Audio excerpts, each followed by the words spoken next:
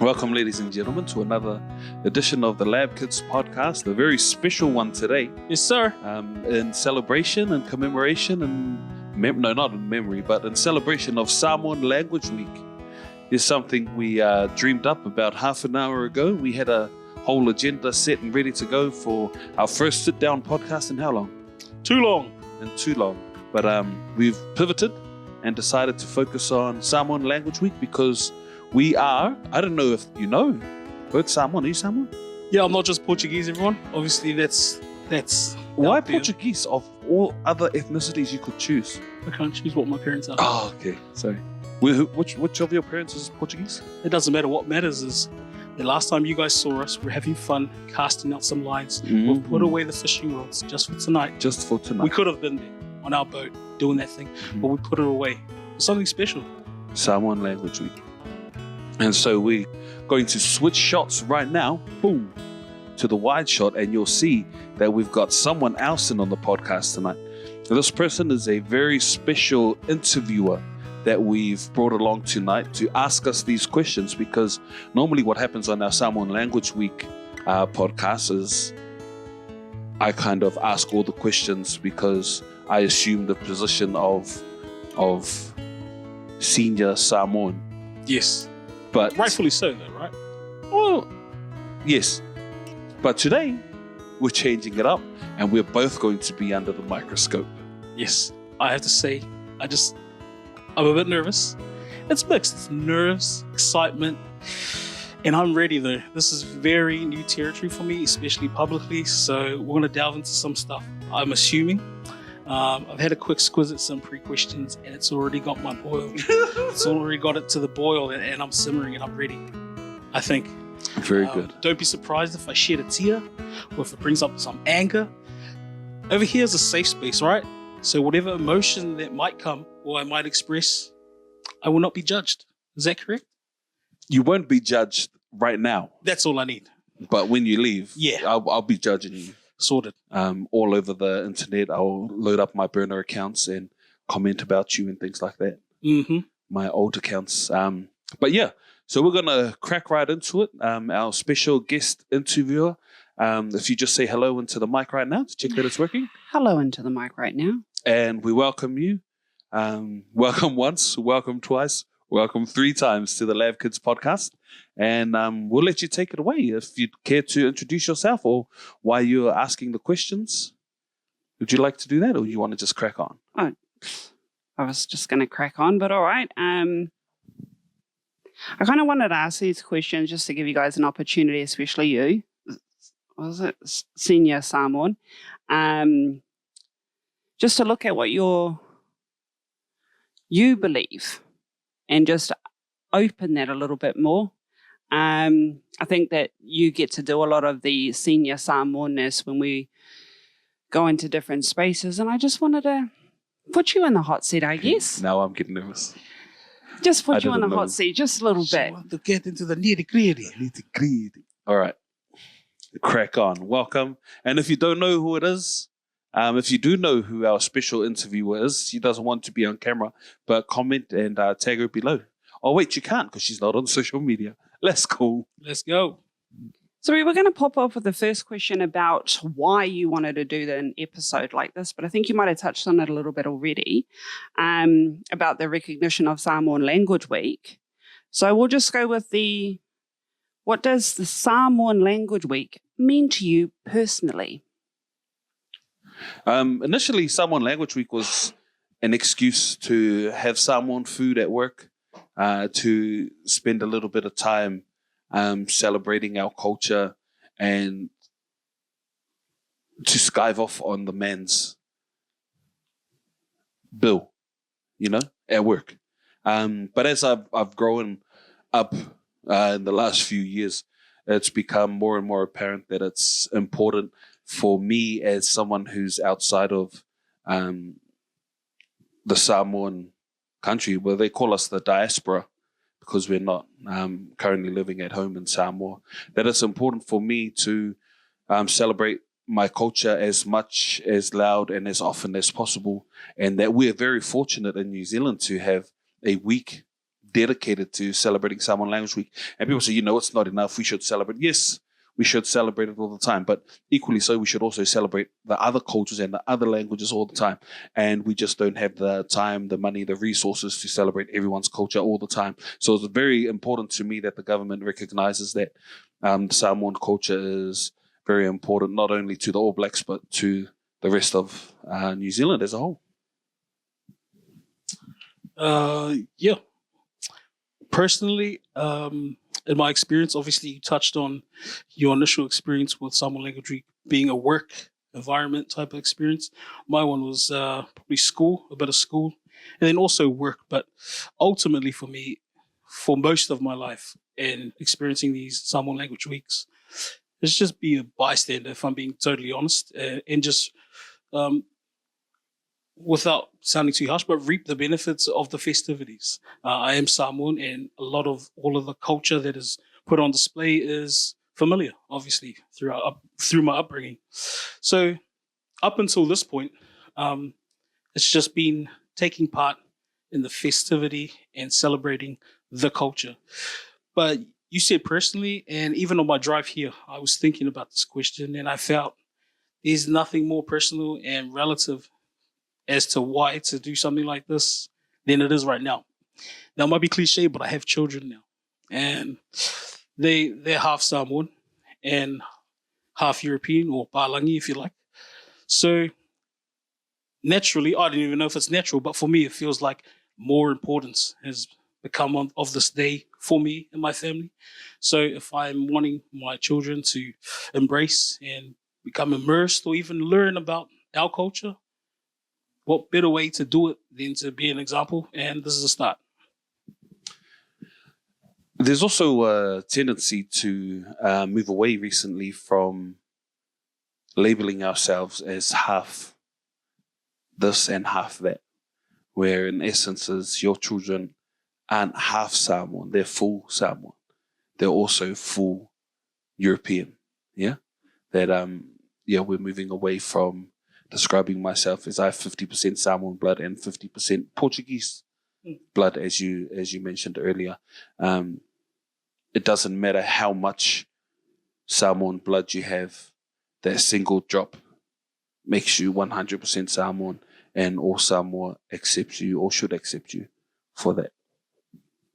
I like the part about should, because that was one of the questions we were going into about how Samoan do you think you are?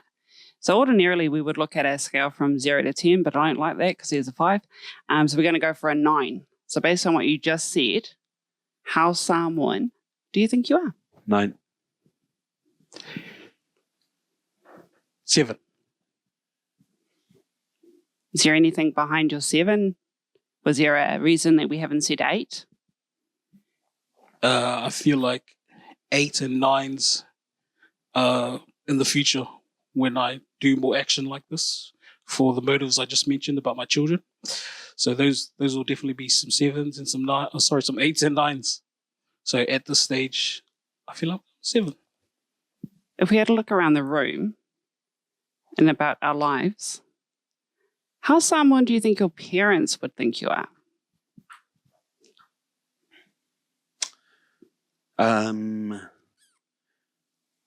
Probably less than that. I imagine my dad specifically would, if he was able to share with me right now, he'd probably, if I asked him, he'd say stuff like, you're not doing enough in the church, you're not doing enough for your family, you're not doing enough in your culture. You can do this, you can do that. Maybe my parents would think I was a 7. My dad more than my mum. My mum's first generation New Zealand born. My dad was born in Samoa. What would your parents think of you? I've never thought about that ever. But for the premise, both my parents are New Zealand born, first generation New Zealand born. So I wouldn't even know where to look for an answer for that. I've never felt judged or pressured, or I don't even recall any conversations about that theme of how to or what it looks like or what to do. So, yeah, I'd like to think they'll just say, son, you're Samoan. Yeah. So, yeah, I guess that'll have to be my answer. If we go back to your previous question about how Samoan I am, I think I'd be a 9 no matter how Samoan I was. Because of what I said before about that single drop of Samoan blood makes me Samoan. If I've never set foot in Samoa, if I didn't know a lick of Samoan, if I'd never touched any other Samoan person in my life other than my mum, I'd still feel I was a 9. None of that stuff makes me more Samoan. Nice. You're very self-aware. Or self-absorbed, but thank you. That's what I thought you were going to say, self-absorbed. You took it there. But you were thinking it. You can't prove it. So do you think it has a lot to do with, you said that dad is Samoan born, Yes. mum's New Zealand born. Yes. Do you think that has anything to do with it and how you think that they think? Or is it just the way that dad speaks and the responsibility that you have as a son? Yes, I think my mum being born in New Zealand has a lot to do with her views on the culture and how immersed, I guess, I am in my Samoan culture. She shares both Samoan and Western view of things, where my dad has an understanding, having lived in New Zealand for a long time, but he's still firmly ensconced.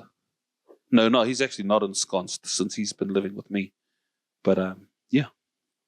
Well, moving over to the land of Samoa, the beautiful land of Samoa, how long do you think you could survive in Samoa without a translator? A day? A week? This is obviously aimed at me. And if it wasn't mentioned or joked about or bantered about enough in our previous episodes, my Samoan is very minimal. Some would say there's none of it. So... Oh, no, I wouldn't. I'm not part of okay, yeah, not none. Yeah. There's a few... Yeah, I've got a bit of a vocab, but holding a conversation is very difficult. How would I think I'd be okay without a translator, because I have somewhat of a foundation that I can start from. And I've seen many non-Samoan, non-New Zealand people pick up that language. Now that the internet's here, we see that all the time, which gives me confidence that if I have a little foundation, it'll be easy, right? Right? Yeah, yes. I mean, we're also fortunate that Samoa shares English with the rest of the world. Yes. You're not like you're going into, the jungle somewhere where they have no access to the internet, where they have no exposure to the outside world. I think anyone could survive in Samoa. But if we took you back to Whalewao, to Whalewha, where your dad's parents are from, and dropped you off in the village, in the heart of the village, and just told them that this is Ofisa's grandson, and then came back in a week to pick you up, how do you think you'd fare then? Yeah, I'll be all right. I mean, I'll be comfortable in the uncomfortable. How much Samoan would I learn? How much would I get along?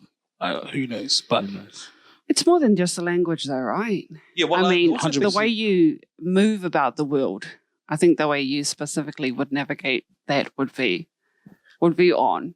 And because it's more than what do you mean specifically? It's more than having to have a spoken language. Yeah.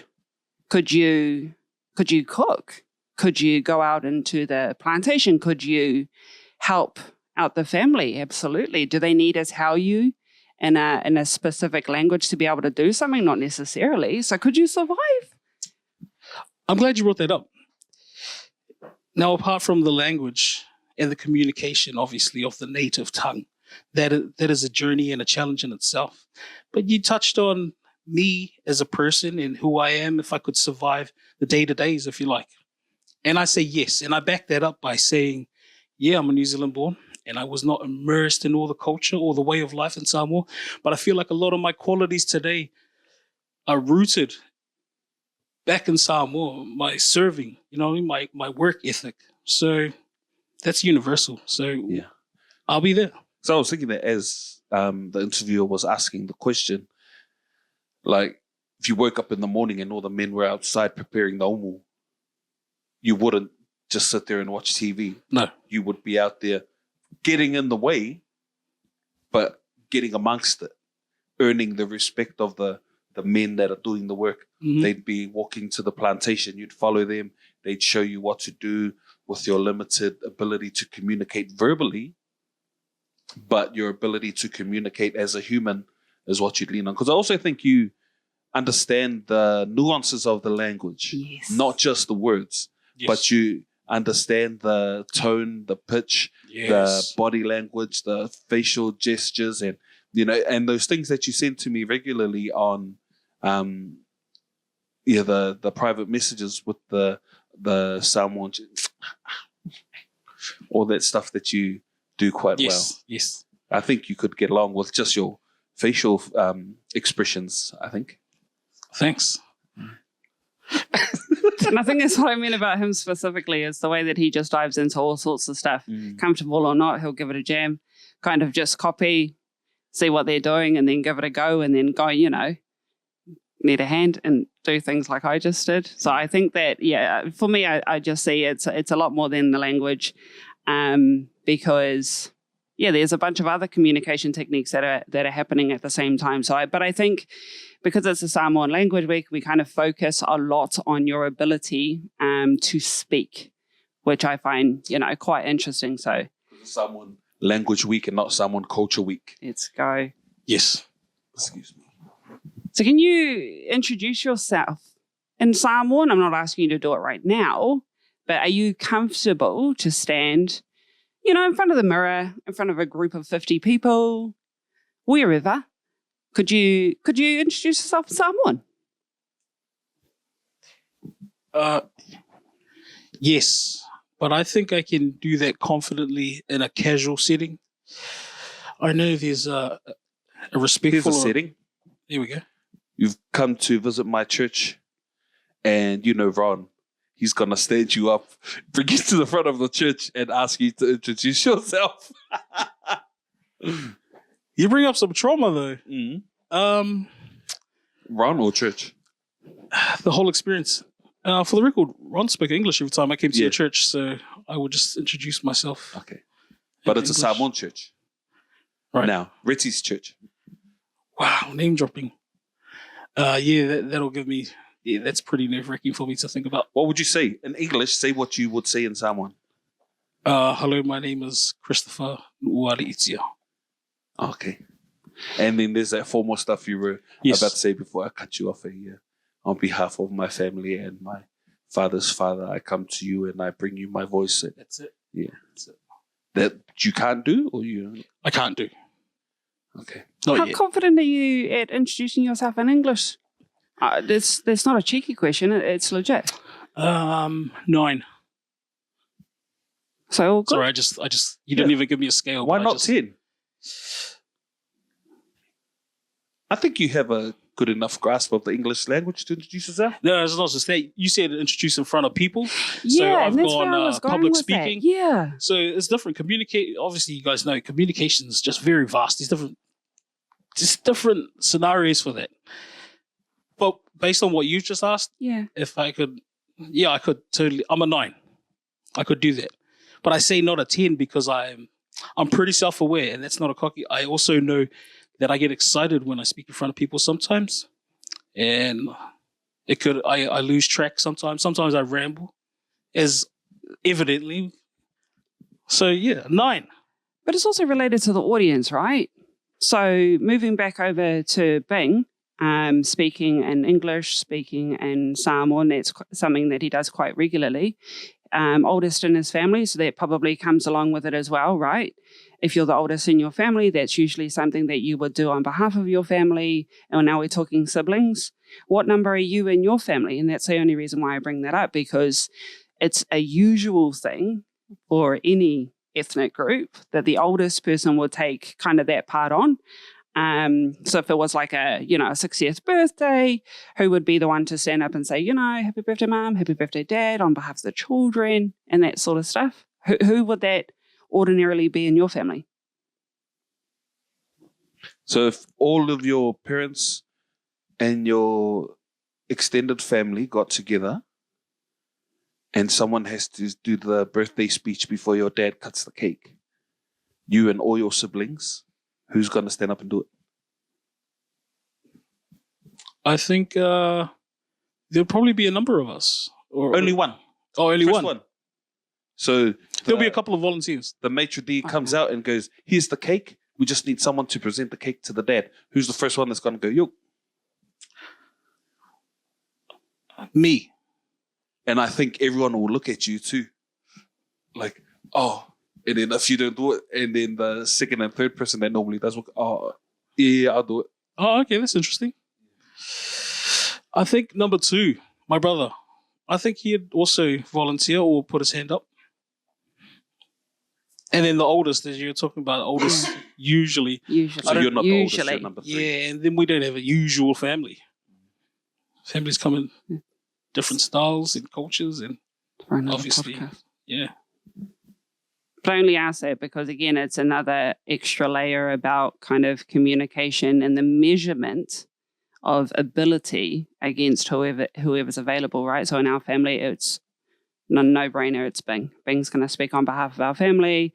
He's going to open. He's going to close. He's going to do everything. Not only is he good at it, he's had a lot of practice, but it's for us, it's kind of just a no-brainer. So that also goes over when we speak in other places. So this was the only reason why I kind of wanted to add in English who does it too.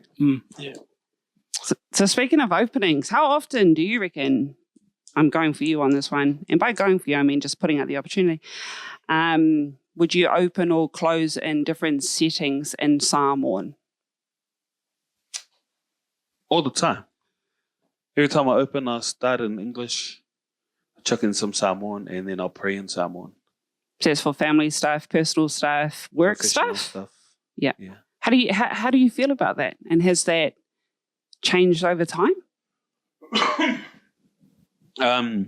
It has definitely changed over time. How do I feel about it? I feel fantastic. I feel great. I feel honored to have the privilege and the opportunity to bring my culture and my language into any space that I am, because people often lack the conviction to make openings, I guess. How would anyone like to open this meeting? And everyone does the look around thing. People that know that I'm confident and competent will often look at me and I'm like, yeah, I'll do it. Initially, I hated it. People say, does anyone want to open up or start our day or things like that? And I'm like, I already prayed to start my day. It's not your fault. Not my fault. You're not prayed up. You know, the devil will come for you. I'm good. And I didn't like it, and it was a token thing. No one cared what I was saying. I had a joke with someone at some point. They said I should just pray in a made up language, and no one will be able to say anything. You know, when I'm at work, when there's people of different cultures there, and Bing, can you open up for us? Yeah, sure. Let us pray. Like, you know, and people that think like they're not going to question me because it's a token thing. No one really cares. But just because you don't care doesn't mean I have to not care. So if you're going to treat it as a token thing, I'm going to take that opportunity and take that chance to bring my culture, to bring my thoughts, my feelings, my values, my beliefs in here and just throw it in everyone's faces. So otherwise, yeah, I relish the opportunity. It was a little bit aggressive at the end. Yeah, I'm sorry. No, it's all good. It was very evangelistic of you. It's good. Praise the Lord. Amen. So this is another question that is probably a little bit, I don't know, might be difficult to articulate, I guess, but we'll give it a go. What was it like growing up a Samoan in New Zealand? That's compared to growing up as a non-Samoan. This is an interesting question. How was it? For me, it was great. For me, it was fantastic. I love it.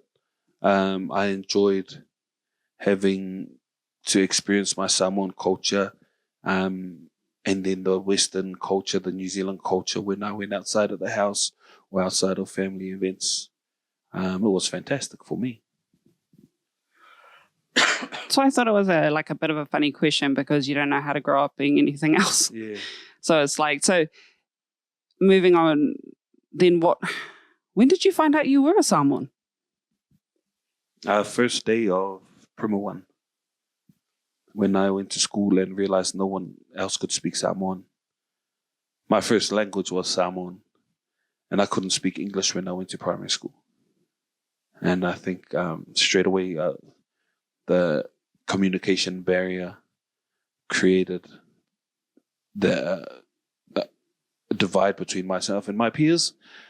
And I remember getting into scuffles and things like that with the other kids because we just couldn't communicate.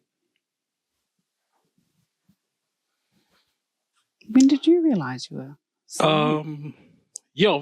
I guess I've just always known, growing up and exposed or experiencing some of the culture, Samoan churches, having growing up closely with Bing, and Samoan was the only language spoken in the house, so that'll be my exposure to that. So, yeah, if we could go back to your other question, when you said what was it like growing up in New Zealand Samoan, my experience was kind of flipped. So it'll be, I was New Zealand and then, I'm Samoan, and then I'm getting exposed, and I know my culture and I know I'm Samoan, but that'll only come and experience when I'm with family, and then I go back to school and we speak English at home. So already growing up as a child, I know that there's a difference there. Something, obviously, as a child, you're not identifying what that is, but there's, not to make it about me or make it that deep, but like, I've always known there was a difference with my upbringing to my cousins. Although we grew up close, families are close, and grew up like every other, I guess, close-knit Islander or Samoan family, I've always known there was a different experience happening. So with your experience, your first experience going to school and other people not speaking Samoan like yourself, my earliest memories are going to church with my nana and my cousins when we have sleepovers. And I don't remember exactly the words, but I remember the feeling of, he doesn't speak Samoan. So that's like flipped of what you done, or not what you done, but your experience. So I've always felt that growing up. Fun fact though, Chris had a very solid grasp of the Samoan language, having attended the Samoan only speaking preschool. And then it wasn't until he left that he started to move away from using Samoan regularly and embrace his Portuguese side. Yes, thank you. Onga a mata, they call it, this like kohanga, but for Samoans. Sorry, because that was quite a big one. Was it? Yeah. That was quite and quite a difference from what Bing was talking about. I think that you're talking about how it was very obvious to you. When we say it was very obvious, was it a good obvious? Was it a bad obvious? Did it make you feel a certain way? Yeah, I assume some people have certain feelings from their childhood that you obviously couldn't identify or articulate when you're young, but you have that memory. And for me, if I have these, I still have memories, and I just register it as something was happening at that young age emotionally as a reason to why I still remember it when I'm at the ripe old age of 30, 35, 38. I'm 38. 38? Yeah. Wow. Do you think that shaped your current experiences of even this podcast today and kind of how we've come in to talk about it? Do you think that anything from your childhood has shaped the way that you see speaking the language today, or how you think people see you? Shape me as a person, and I guess how I navigate these the spaces when it comes to culture and that, definitely. But I don't think like super negative or super negatively about it. But I know it's a thing, and it's just I guess it's just my journey. I like that. Why do we think it's a thing? And what is the thing? Why do we think what is a thing? Oh, what I was calling? Yeah. Oh, yeah. I'll go. the thing is not negative, just for starters, but I think it's a thing only in comparison. So growing up with my close cousins, who are also Samoan like I am, and we're both born in the same country, their Samoan experience as a New Zealand born is quite different to mine. So I think naturally as a child, when you grow up and natural comparatives or natural comparisons to your peers and your close peers, being my cousins and my family. So watching them go to church, white Sundays, speak the language. Read the language. Read the language. That's another big one. We'll probably touch on later, but yeah. I grew up full immersion, Samoan only in our home, and Chris didn't. But when he came to our house, he had to. So it was very quiet. Yeah. Sometimes they didn't like coming over because of the stuff we had to do. We had daily devotions, morning and evening, and everyone had to read the Bible. Chris could barely read English at the time, but he had to read the Samoan Bible, and we would just sit there and listen to him struggle through. But that was how Nana taught us to do it. We all struggled with reading, but we eventually got better. And if Chris was over for a night or two, he'd be better on the second night. But then he wouldn't come over for a little while and he'd regress. Yeah. And then, yeah. Do you think your parents were quite strict about that? Parents, grandparents? My house, absolutely. My house, not. Yeah. You had to speak Samoan in the house. You speak English outside of this house. We used to figure out ways we could speak English at home. Including singing songs at the dinner table. When we knew it was time for devotion. Oh, this is so bad. Sorry, Nana. Me, my brother and sister would tell each other to take our time having dinner so that dinner would take too long, and then Nana would tell us just to tidy up and go sleep because it was too late.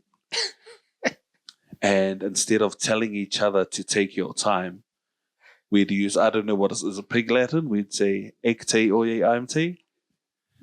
Wasn't it gibberish? Or Gibberish? Yeah, no. Ek te oye aim te. But we'd also sing it because Nana didn't understand it, but she also knew it wasn't Samoan. So we'd sing, ek te oye aim te. Every now and then and shit. Sometimes it worked, sometimes it didn't, but that just come to me right now. Ek te oye aim te. So we didn't have to do the local, so we didn't have to read the Bible, so we didn't have to do the Samoan stuff. So you guys just came up with a completely different language to get past Nana. Mm-hmm. Oh, very good, very good. What's the something that you appreciate that your parents did for you? That. Forcing me to speak Samoan in the home. Forcing me to read the Bible, forcing me to pray in Samoan, forcing me to engage with my elders every time we saw them, I hated it at the time. But I never would have chosen it if I was given the opportunity to choose. And so I'm thankful and grateful every day to my Nana for forcing it upon me. A lot of times it was a gentle encouragement, but sometimes it was a physical force. Like she can hear me speaking English in the other room, and she'll call out to me, "B, yeah. Come to the door." She goes, "So, come." She's saying this in Samoan, and she's like, "Come here." I go, "What?" She goes, "Come. I've got something to tell you. Come. Boom. Go over there. Speak Samoan." Yeah. Very fond memories. It sounds fond. And Had blunt. a lot of fun. Blunt trauma. Yeah, blunt force trauma to the face. Punch to the face. Grateful for appearance? Yep. Yeah, obviously I spoke about my experience in not having the privilege to know Samoan, but they never made me feel that it was a bad thing. They didn't discourage it, but they never made me feel, and I probably credit that to why I'm pretty solid today in these spaces or any space where I'm faced or to be in embrace my culture, or there's a scenario where I have to face it pretty much and be found out, if you like, about my, I guess, lack of speaking or lack of knowledge of whatever culture part I'm experiencing. But they never made me feel like I was less Samoan, if you like. So my father speaks fluent Samoan. My mother understands it, and she's, yeah. Even when your parents come over, they would have to read the Bible too. Everyone that come over had to read the Bible. Level playing field. Our Maoli friend down the road, Weejay, he'd come over and my nana would invite him in for dinner, and then he'd stay for the local, and she'd make him read the Bible too. So for Nana, it wasn't about being a Samoan. It was about being in her home. Yeah, yes. Yeah. Everybody's invited. Okay. As long as you follow the rules. Yes. Otherwise, is it? So, come here. I want some loving to give you. You guys touched briefly on church. Do you have any funny memories of any White Sunday stuff or growing up? You got any go-to stories? Chris's older brother and I are closer in age than Chris and I. And we were the grandchildren of the minister of the church. And this was one of the largest Samoan churches at the time in South Auckland, and everyone went there.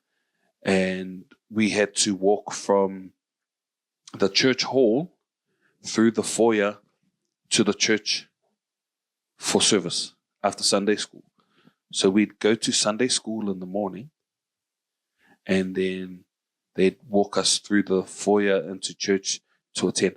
Jeff and I hated going to church because we were young. So as soon as that time came where we walked through the foyer, we'd look at each other and we'd absolutely book it and just run away from our Sunday school class like someone was coming to kill us. And we'd run, because we also lived at the church manse. The house, our family house was on the church property. And we'd run out of the foyer, sprint as fast as we could to the gate. We knew as soon as we got to the gate, the Sunday school teachers wouldn't follow us into the house. So we just have to get it to the gate, slam it behind us, and we look through, and one of the teachers was like, "Oh, you little..." And then they'd leave us, and then we'd go inside, run upstairs, and watch Care Bears on a Sunday morning while everyone else was at church. I don't think, is that anything to do with culture or just us being little shits? Nah, that's good. I mean, I liked it. Yeah, and it's probably just more about just being a little shit. Did you know that? I did. I forgot about that though. That's cool. Your last couple of stories of your upbringing, talking about Samoans and your Samoan culture and upbringing, is all about you trying to be Palangi and running away from the culture. Yeah. And look at you now. Yo. Crazy. There's a practice that I would go around to. This was younger me, toddler me, early schooling me, 5, 6, 7 years old, where the families in the church would take me for Sunday lunch because I was a cute little fat kid who could speak Samoan and chill with the old people. And there is a particular family, I remember his name, Tai, rest in peace. Him and his family would take me, and I would always choose to go to their house because they always had KFC on a Sunday. And I would go there and have KFC and fall asleep and then wake up back at home because they carried me to the car on a stretcher because I was too heavy for one person. And Did you say stretcher? Yeah, I think so. Yeah, damn. On a gurney. What a life, though. Yeah. Preacher's kids, eh? Yeah. Yes. Public trained. You know, the kids that get to run around church and they always get in trouble for not sitting down and not... I wasn't that kid. I was allowed to do whatever I wanted because I was the fifth L's grandson. But yeah, I don't know if culture comes into any of that. But those are some good memories for me. Early memories. Why Sunday? My White Sunday experiences were before my memory started logging them. So we'd left or moved to churches by that time. So the only White Sunday experiences I have or memories I have is watching my cousins perform and then the big feast or kongai afterwards. So still fond memories for me. I just didn't have to do any work. When was your last White Sunday, fam? Oh, mine recently, last few years. I was involved regularly until I stopped going to church recently. Did you, how was your kind of support? So what kind of support did you give for White Sunday? So growing up, I was part of the younger class and I would recite memory verses. And then I graduated into the play, the production, the show part of White Sunday, and I started acting. And then I grew up and I started directing, I guess, some of the shows. And then the older I got, the less hands-on, or I guess the less front of the stage and more backstage stuff I was doing, being part of the music, part of the production, part of the setup and the breakdown crew, and that kind of stuff. And then growing up into adulthood, kind of passing the torch over to my kids, and my kids become the White Sunday front-facing part of it, and I was at the back. And there's a video online of me playing the drums behind my son and the boys of the youth doing a whakaopaki at White Sunday, which is something I remember fondly, like passing of the torch. And then my son started playing music in the church. Yeah. Does that answer your question? Yeah. Whose phone was that?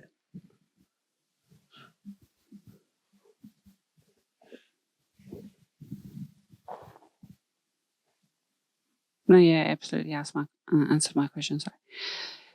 The way that you experienced White Sunday growing up, did you create a different experience for your children?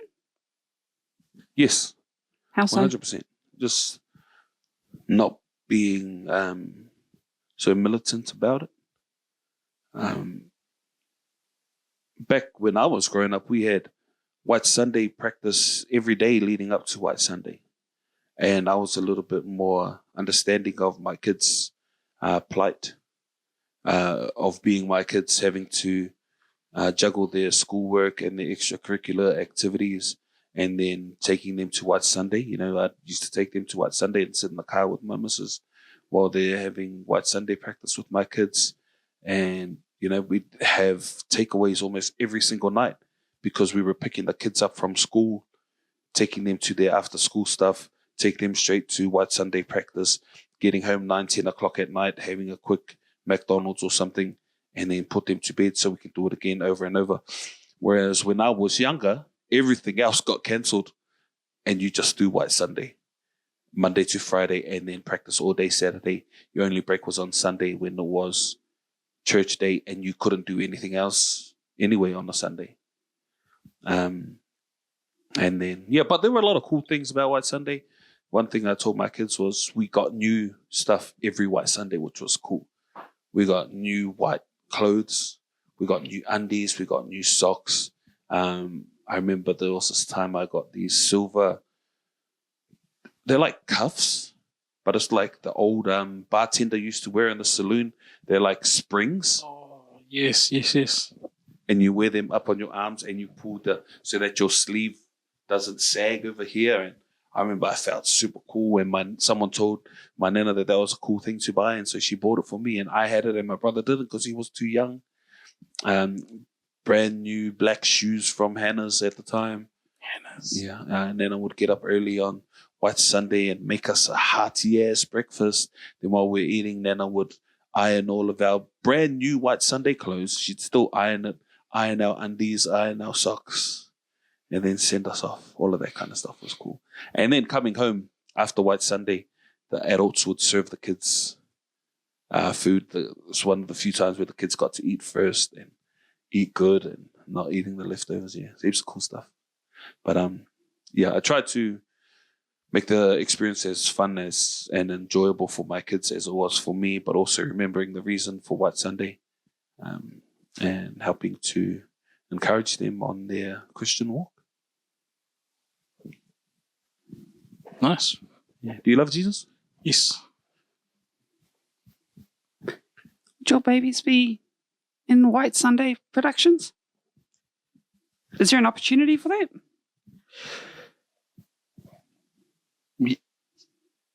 We're not currently actively going to church, so with that said, probably no, but would they ever want to be involved in something like that? Would I mind? No. I think they'd love it, especially if they was to come. That'll obviously be with their peers, their family, and as my kids do, they love to do anything their cousins are doing. So, yeah. So it'd be like a wider family experience, like all of those things are? Yep. Is that an opportunity you're wanting to create for the boys? No. Is there a reason? No, not that I oppose it. It just hasn't come to thought. It hasn't been a goal. What if the boy came home and said, "Can I go play at Michael's house?" He's like, yeah. And he keeps going to play at Michael's house, gets masangi to Michael. You get masangi to Michael's parents. And then what if he comes back to you and goes, "Dad, can I go to church with Michael and them?" What would you say? I'd find out which church. I'd find out. It's not even about. It's not about opposing church or religion, for that matter. If I know the parents, okay. if I know the parents, they're good people. I'm good. And then he starts going regularly To church? Yeah, with that family. Yeah. And then he says, "Dad, hey, next Sunday, can you come with us? I'm in the White Sunday play." I'll be like, hey, son, that's great. I'm proud of you. I'll be there. Okay. But just don't expect no kongai. You go kongai with Michael and then finish. And invite me. Nah, I'm all good. Yeah. Just because that story is particular to our family and to you specifically because Chris's dad, his best friend, was this Maoli kid named Leonard. And he hung out at Chris's dad's house all the time. So much so that he went to church with them.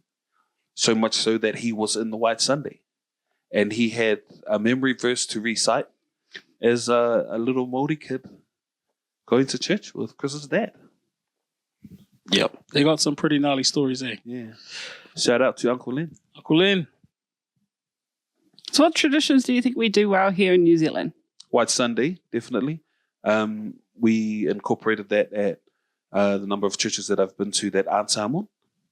And we've explained it to the rest of the church. The church I'm thinking of in particular had a really strong European congregation and a very small Pacific Island portion of the church. But big enough to make some noise. And so we incorporated White Sunday and explained to them why we do White Sunday. And we made it a big deal. We ordered pigs and lambs to be roasted outside on the spit while all the kids were doing the White Sunday play and reciting the memory verses. And then we shared a massive feed afterwards. And we had all the Pacific Island mums and dads serving all the kids as well as all the non-Pacific Island parents and stuff. So yeah, that in my experience, is a tradition we practiced quite well. Family meetings, family gatherings, getting together, sharing food. Although food is quite a common one for a lot of cultures. Yes. But yeah, and there's some cultures that do food. Get-togethers better than Samoans, but Samoan feast get-together is still a good thing. Church, there's a saying or there's a view or an understanding that a family's village outside of Samoa is the church. Where in Samoa, you're from a village and the villagers who helps you in times of need, the villagers who you call upon when things go wrong, when things go well and you come into some sort of blessing, you share it with the people of your village. We don't really have village opportunities in New Zealand per se.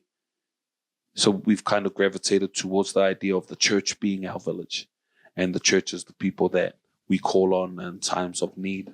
The church is the people that help us, that pray for us, that bring us food when we're sick, the church is also the place that we share our blessings with. You hear stories of there's some old lady that won a massive amount of lotto, I think in Sandringham or something, and she gave the majority of it to the church, and all of her family were like, what?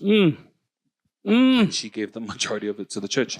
Amen. And it wasn't until I kind of grew up and realized it's because the church was her village. The church is what sustained her. God bless her. What gave her life, And, but as a young fella, I'd be like, don't give it to the church, give it to me, give it to your brother, your sister. And yeah. The question was, what traditions do we do well? Yep. Yeah. White Sunday, church, and the village concept.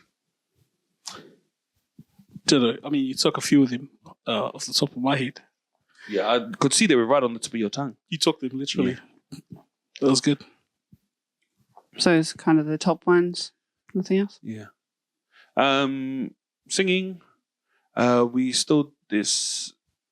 I know that there was an opening of a Samoan unit at a school in South Auckland today, which is a new thing for that school, and I only know that because one of my friends performed there today with one of my guitars, which I think was a cool thing to be a part of, and I'm not there.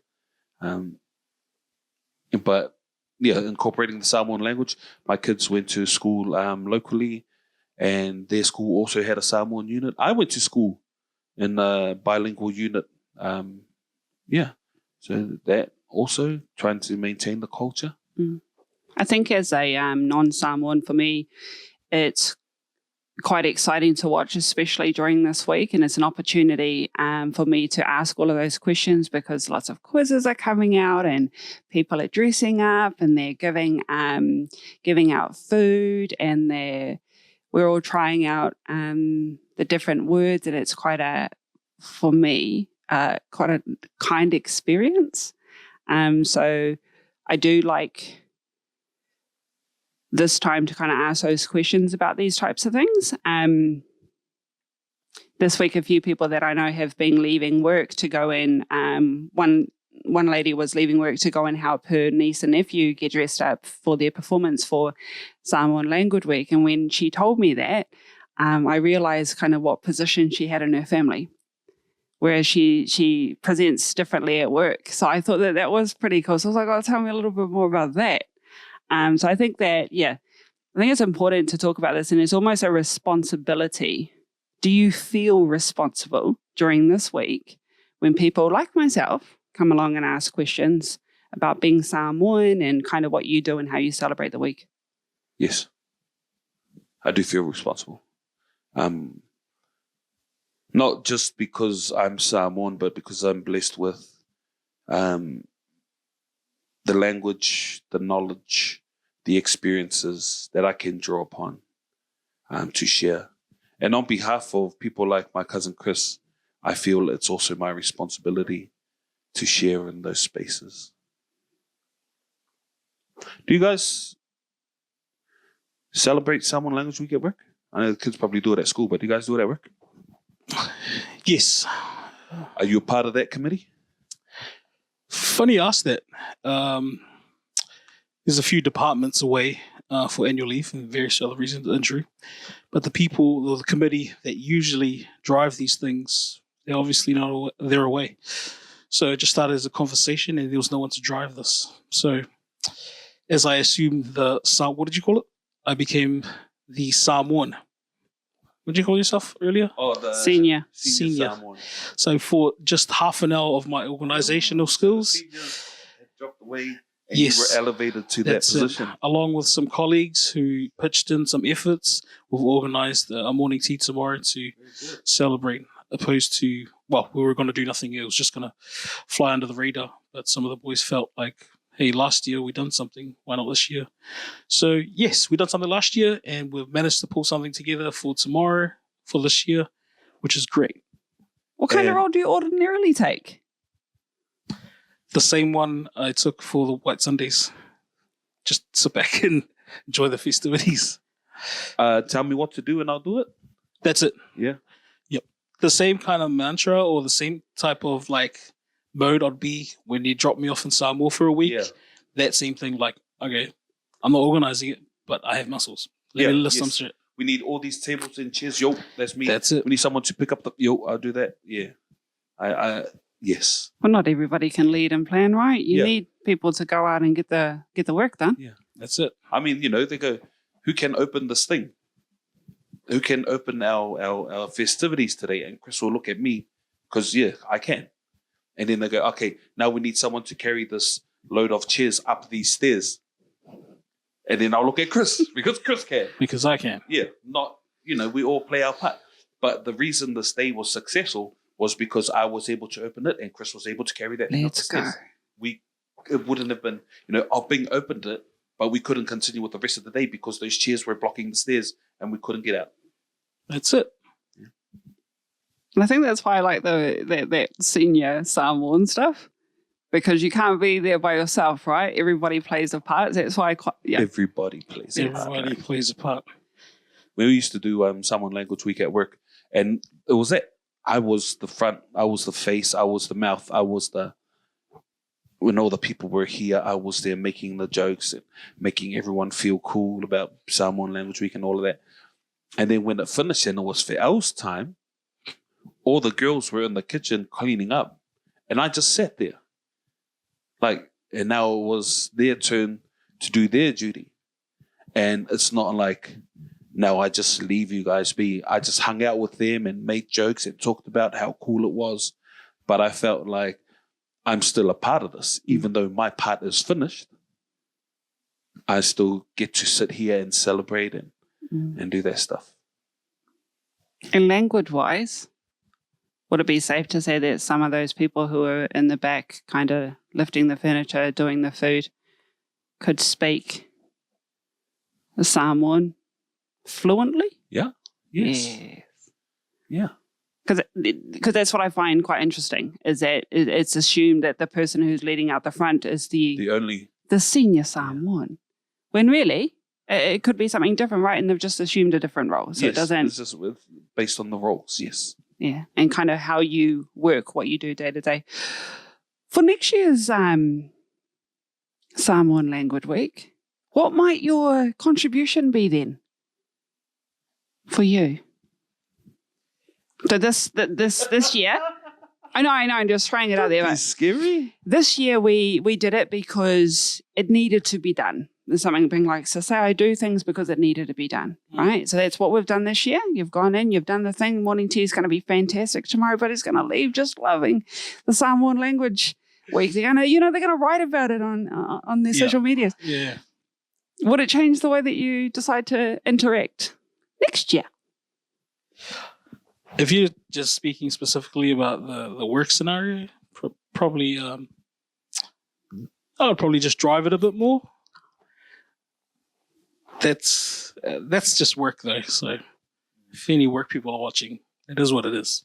But if you're asking me personally, yes, there's going to be a bigger effort. There's be more effort. And again, I've brought them in heaps, but obviously I'm driven by my children and their development and their learning in general, and obviously in my culture. So that means I have to do more if I intend for them to learn more or experience more.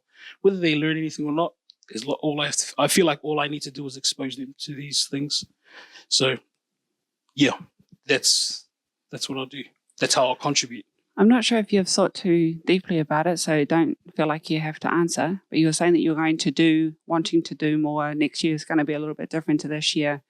Do you have any active ideas or plans that are going to get that off the ground, or is this something that you feel like you want to be doing? Just before I came here, I told my son I was leaving, and he asked where, and he knows that Dad shoots a little podcast with Uncle Bing, and then he said, "Oh, what are you talking about?" And I said, "Samoan Language Week," and then he asked how to say it in Samoan, and then we sat on the floor together in his room, and I wrote it for him, and we were practice saying it together. So just based on that little experience, it was only 10 minutes before I jumped in the car and made my way here. More of that. That's it. So if I can just do more of that, so obviously, and it doesn't have to be just this week. If I can just do more of that together, I'm happy.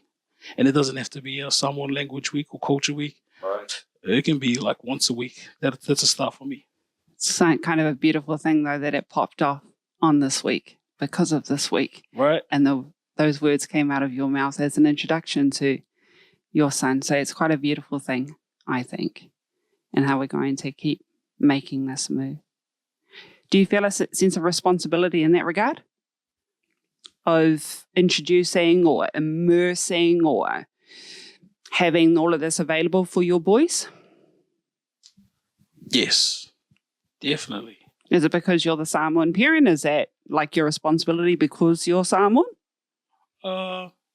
Yes, but also attached to yes, plain and simple, yeah, because I'm Samoan, and not just for them, for myself as well. So, yeah, it's a bigger picture for me. I think what I might do differently is offer my services more. I was just in here thinking while Chris was talking about it, that I should have reached out. Said, hey, what are you guys doing for Samoan Language Week this year? And I think that would have been enough. Chris said, oh, we've done some stuff before, but the people that do it this year aren't here, so we're just going to do a morning tea. And then I would have said, oh, cool, you want me to make anything for it? And he's like, oh, I hadn't thought about it. Yeah, I'll make some food and I'll bring it down. Done. And then, and then when I get there, Chris is like, oh, while you're here, do you want to open our thing while I carry these things up the stairs? Yes, sir. Know what I mean? Yes, sir. While we were talking, I wanted to make a joke, thanks for the invite for the morning tea tomorrow. But I'm like, but you don't need an invite. You should have invited yourself. And how do you invite yourself? By offering your services. This is what I can do. Be of service to me. And while I was saying that, I was thinking I should actually in my chat groups, like, hey, what are people doing for Samoan Language Week this week? Oh, nothing. Well, if you guys want, I can come and bring my guitar. I can teach a Samoan song to your thing, especially because I'm in the position to do so right now. Because I'm quite high up at my job. How high? So high. Senior. Senior. Yeah. Senior Samoan. I'm senior Samoan. Are at you my the job. only senior Samoan? No, I'm not. Damn. There are some more senior Samoans that don't deserve it. Oh. That don't deserve that title. But Who are you to say that? Unicorn.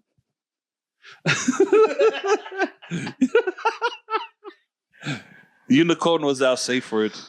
Yo, cut that out then. So yeah, offer my services and ask people, because I'm also not involved in Samoan Language Week this year. Why? Because I work from home and because I'm too high up in my role, it's hard for me to see down below. I was on a call earlier today and the dude asked me, what's your site doing for Samoan Language Week this week? The site that I'm supposed to be working out of. Mhm. And I didn't know. Fortunately for me, I get the daily email about what's happening on site. So while he was talking to me, I go, we've been doing like quizzes and stuff. Quickly scroll down on my email and I see, and we got a shared lunch tomorrow. And I think if you want to come down. And he goes, oh, you're going to be there? I go, I got a meeting, but if you want, yeah, I can meet you there. And Casey said, yes, he was going to come and then I would have to show face to be there as well. But yeah. Well, on that note about responsibility and what you just kind of were talking about, you're going to be making it tomorrow? I hadn't planned on it. I was actually got some editing to do tomorrow. But it's a responsibility stuff we're talking about, right? So what's your little saying? If nobody does it, I will. If not you, then who? Oh, there you go. It's one of those things, right? And if then not you, then who? No, I don't like that saying. There's no one to do Samoan Language Week this week Okay. because the seniors are gone. Who's going to do it? I don't know. Well, if not you, then who? Oh, man. But it's a collective responsibility and showing up that we talked about before as well, right? So you might not be for this particular week, like Chris here is a senior Samoan, but isn't it always good to show up? Are you telling me to go? I wasn't telling you anything. I was just asking you to explore. Well, then I'll go. Is it? Every Samoan Language Week. Cool. Next question. Okay. Do you guys want me to leave? I was just saying, well, all the epiphanies were happening and all of these things that we could do in the future and just things that we had, opportunities we had missed. I was like, it's still tomorrow, fam. Get it. When she says fam, she's talking to you. Sorry, I think that was already Well, obvious. because I might go to your job and help you guys. We're organised. We're sorted. We sorted. We're good, bro. We're sorted. Good. There was one year for Samoan Language Week, I organised for my church choir to come and sing at my church, at my site. I remember that. Wow. Yeah. And I got everyone to come out and we sung for about 15 minutes and then they left. And I was so cool because, don't worry, we got this. We just come and sing. It wasn't until I grew up and I realized what an idiot I was that I didn't make it a big deal, not to my site, but to them that they had come to sing at my job. Like I didn't offer any bookies. I didn't get them to come and walk around the site and to see. Like they just walked in the external entry, sung the song, walked straight back out and left. There was the idea of giving them some money from my job, and I was like, yeah, no, we're sweet, we're doing it for free. Bail offer. Yeah, but that's I was just saying that for myself because I wanted to be that cool guy that brought the singing group in that didn't need any money. But the way that these interactions work is they've blessed us with their time, with their presence, and with their talent. The least we can do is bless them with something for their journey home, be it sustenance, be it gas money. But, we live and we learn. So instead of putting myself in that position again, I just stopped inviting them to sing altogether. Damn Indeed. I've done a lot of growing up over the years. I hope so. Because I thought you were going to say, I know. That's a bad one. For you, I feel. Yeah. Especially since my FFL was a part of it too. Oh my. You can humble yourself also. I have. It's good you humbled yourself also. Thank you. I think it's that responsibility thing again, though. If nobody's inviting you to go along and do these things, if nobody's kind of pointing it out, you probably have to initiate it yourself, and that might feel a little bit different based on where you are in your work life as well, kind of the position that you hold. Would that make sense? Yes. Would you agree? I agree. Do you have a Samoan Language Week tradition that you might want to have a little think about so that could be your thing? So no matter where you are, that's what you do. Top of the head, no. Just to be present, to be a part of it, to do what needs to be done, which is probably just to go and pray and then eat. It's heavily reliant on other people as well, though, right? Well, the collective, yes. Yeah. So what could you do just by yourself is what I'm kind of probably more going for. Yeah, well, like I said, my commitment for next year is to make myself more available, to use my gifts and my talents. Be it public speaking, be it singing a song, be it praying, be it cooking, being present.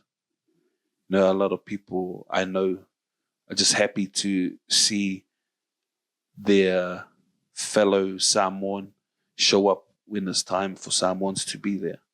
And just saying that just loaded my heart with so much conviction that I should just show up tomorrow on site for my fellow Samoans and say that I'm here. I may not be present, I may not be visible all times at all hours, but when it matters, I'm here. Sorry. So should I go to work tomorrow? Yoi.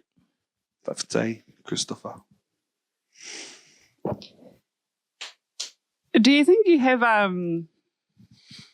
like people are watching the way that you guys interact with the Samoan Language Week? Has that ever come up as a thought? People Work, home.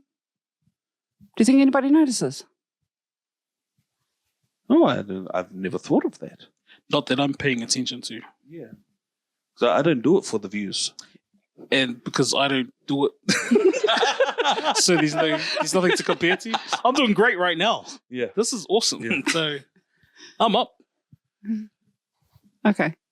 And you're okay with answering questions and stuff from work or home and things like that and moving on from those sorts of things during this week? Yeah. Yeah. What happens if people ask you questions about Samoa? I answer. Okay. What the hell? What's the history of your country? Well, I know that if we're going far, original like roots. Mm-hmm. Okay, just follow me here. I think we're okay. I think we're all Where does the word Samoa come from? Well, when Maui pulled up the sun. I don't know.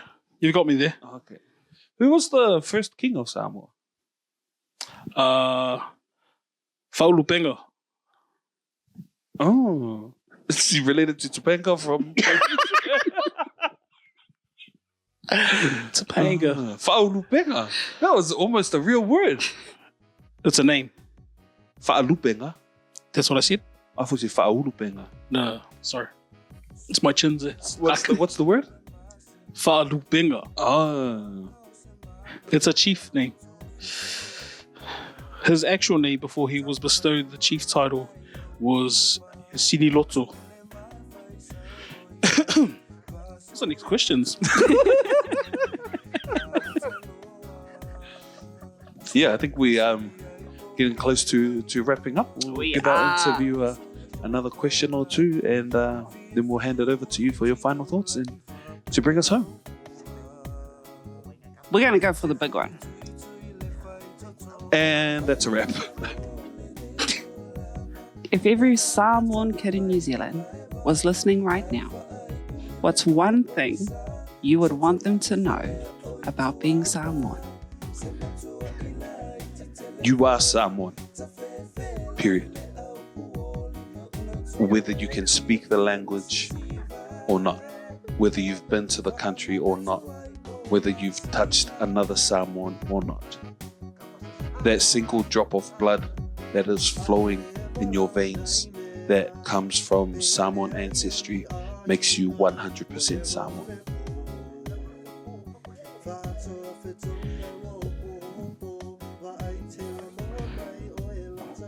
Sorry, I just really wants to come from a place of truth. And although the question is, the hypothetical is speaking to all Samoan kids, children, I'm only speaking to one. And that's me. So you listen here. Christopher Teleni Nuuari Itia. You are Samoan. You are enough. The only responsibility you have now is where your next step is. As long as it's forward and positive, you will be okay. God bless you. God bless you. Happy Samoan Language Week 2026. Thank you very much to our interviewer. Hopefully that gave you a little bit more of an insight onto what makes the lab kids tick. That we're not just a podcast, but we also have hearts, Fatu. have values, have beliefs, and have culture. For Samoa. For Samoa. We love you. We'll see you all next time. Thank you, interviewer. Thank you, Chris. Shout out, interviewer. Over and out. Love you, everybody. Be good to your kids. Don't beat them up. Unless they deserve it. No. It's illegal. And cut. Wa